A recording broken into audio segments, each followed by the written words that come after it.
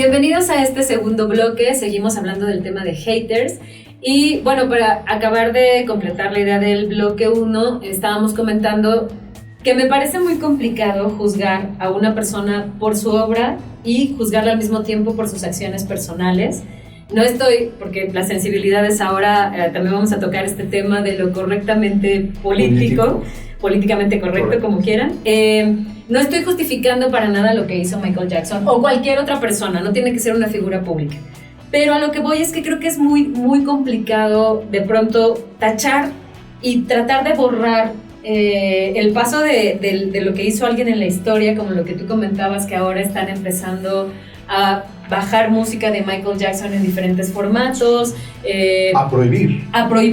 Como el caso también de Kevin Spacey. Ah, claro. Kevin Spacey, cancelaron la temporada de House of Cards, que también lo quitaron de algunas películas, ¿no? Entonces, digo, estamos hablando de alguien que, insisto, no justifico la cantidad de abusos que cometió, pero a mí me parece que es uno de los actores más importantes de su generación. Sí, es un tipo que puede hacer lo que quiera, o sea, lo pongas de malo, de bueno, de villano.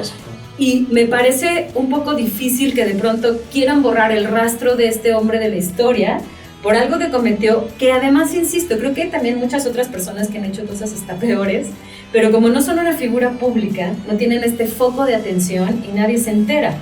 Entonces también creo que es muy complicado ir no solamente a juzgar de una manera visceral y no diseccionar lo que está sucediendo en algún evento para saber cómo podemos reaccionar, tanto a nivel de opinión, porque luego leo unas barbaridades de la gente que dice unas cosas que, como dices tú, no hay un fundamento para un argumento sólido. Y la otra es, ¿qué hago? ¿Mejor me quedo callado? ¿Mejor ignoro el tema? ¿Participo pero de una manera constructiva? Y yo creo que en el caso concreto de lo que hablábamos de Neverland, decíamos que si yo tuviera un hijo, pondría más atención en cómo hablo con él, de qué manera lo prevengo, y me prevengo yo también, de evitar este tipo de situaciones que van a seguir pasando porque han sucedido desde que el hombre es hombre, por un asunto de control y por desgracia naturaleza humana. Claro, definitivo. Sí, creo que lo que comentábamos era que yo, como veo el documento, del documental, no es de verdad ni morbo, ni amarillismo, no, es en serio un documento que está ahí para alertarnos de qué hacer, cuáles son las señales, cómo se mueven estas personas, porque todos ellos tienen un patrón muy definido. Así como el FBI tuvo tanto éxito en crear perfiles de los asesinos seriales, ¿se acuerdan? Que fue a través de ellos hacen esto, ellos tienen estos patrones, en fin. Este documento me parece que es un parteaguas para ver cómo podríamos obtener señales de un pedófilo cuando es una estrella y cuando utiliza tanto poder para poder saber eso. Entonces todo eso ya se olvidó. Ya lo que se convirtió ahora en un chisme de lavadero de no, matemos a las mamás y vamos a colgarlas de los pulgares y al cuate que sus preferencias sexuales son terribles. O sea, claro, ya se quitó, ya se desvirtuó el poder de ese documento por los haters y por lo políticamente correcto y por la polarización, hacerse un chisme de lavadero que ya se nos olvidó de para qué.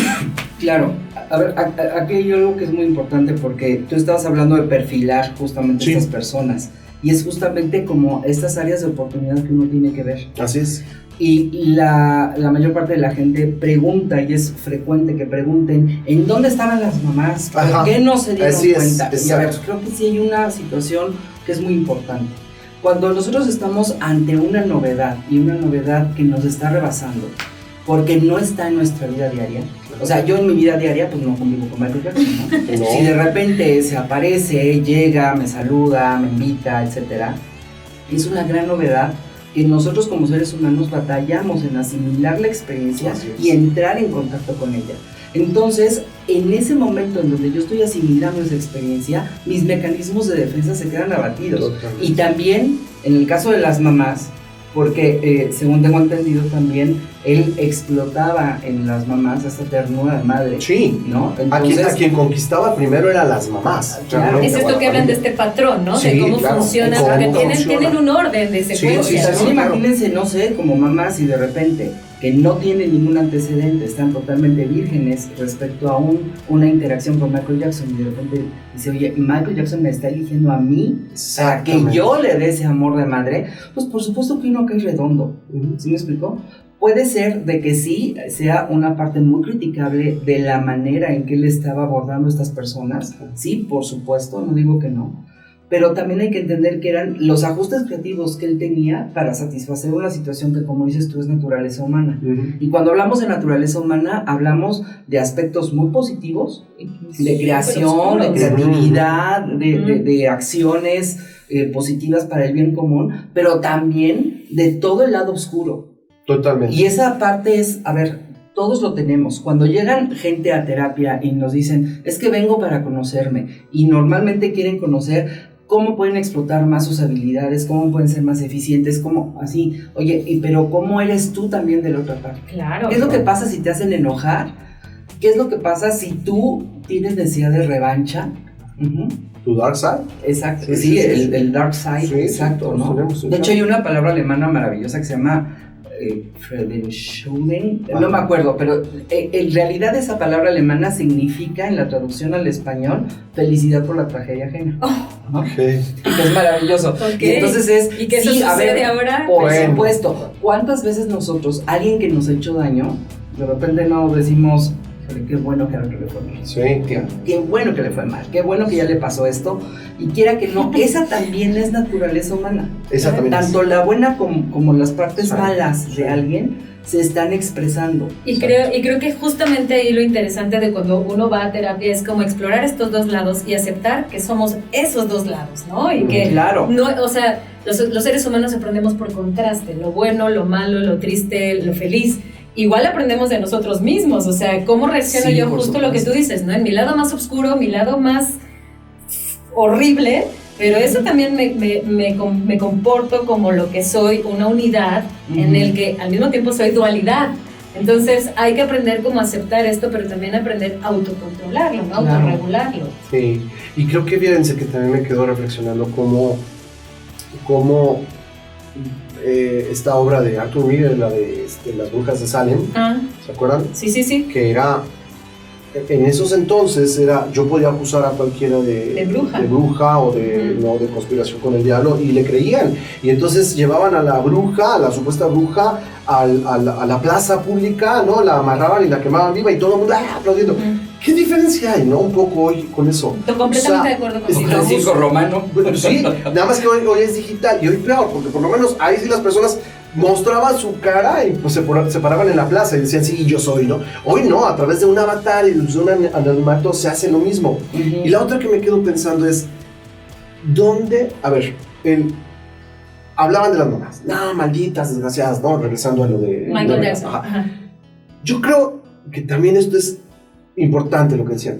¿Por qué no tenemos esta tranquilidad de que también las personas se pueden equivocar? ¡Claro! Y que entonces pueden tener un castigo. ¿Ustedes creen que las mamás no ya tuvieron un castigo por sí mismos? O sea, tú les ves las caras y te vas a dar cuenta que ya, de verdad, ya esta vida la pagaron y ya quedaron marcadas. O sea, tú ves su sufrimiento, tú ves su decepción, tú ves además toda la gente. Entonces, cuando dices, ¿dónde es suficiente para que una persona pague?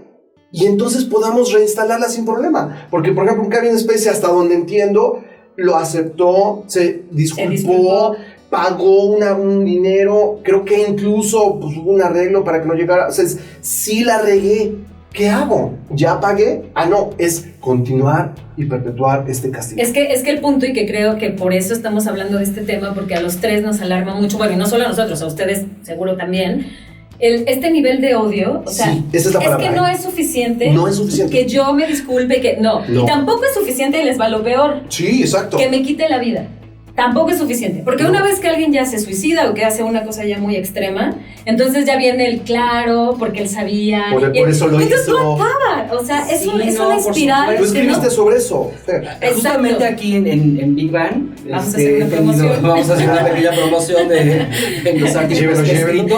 No, llévelo. No, a ver, es que de verdad sí me ha llamado mucho la atención la interacción con las redes sociales, porque ha sido algo que ha sido como muy importante tanto en consultorio, la manera en que algunas personas de repente se pueden sentir atacadas o aisladas, y en los artículos que he tenido la oportunidad de colaborar aquí con el portal,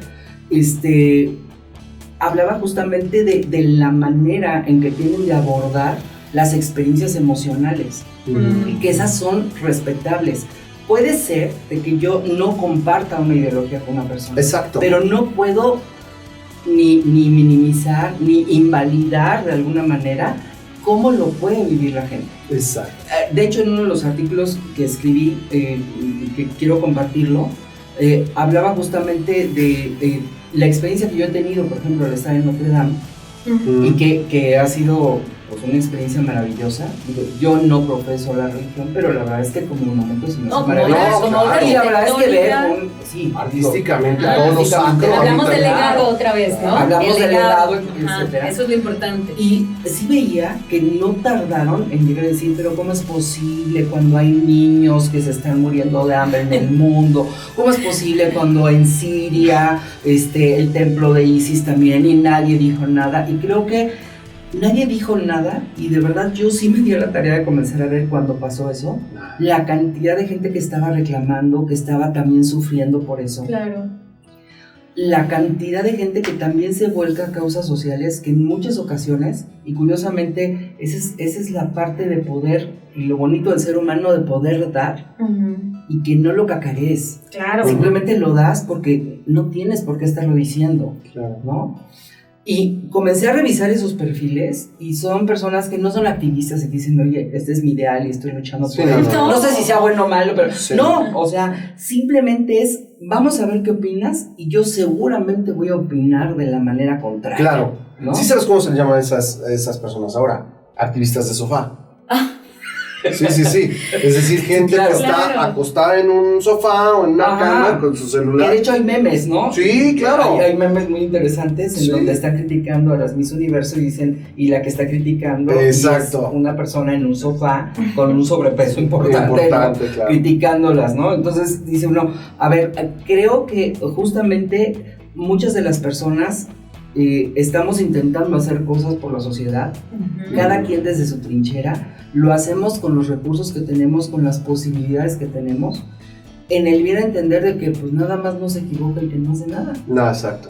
Pues el que hace, seguramente vamos a tener áreas de oportunidad, todo es perfectible, por supuesto, pero no pueden de alguna manera, y creo que esto sí es lo que está llevando a una enfermedad de toda la sociedad a nivel mundial. Sí, mundial. El que yo no pueda expresar un sentimiento porque me está causando un impacto determinado. Entonces puede ser de que a mí me está dando mucha tristeza. Si hay alguien que le dé alegría, también tengo que respetar esa parte, pero no pueden llegar a decir, porque además lo que se explota de alguna manera es la vergüenza y la culpa. Claro. Era lo que yo escribía, ¿no? Muy claro. Y claro, yo después tengo vergüenza y tengo culpa de expresar lo que estoy sintiendo, porque entonces políticamente no es correcto decirlo. Pero acabas de tocar algo muy importante ya para cerrar este bloque, hablar de sentimientos, ¿no?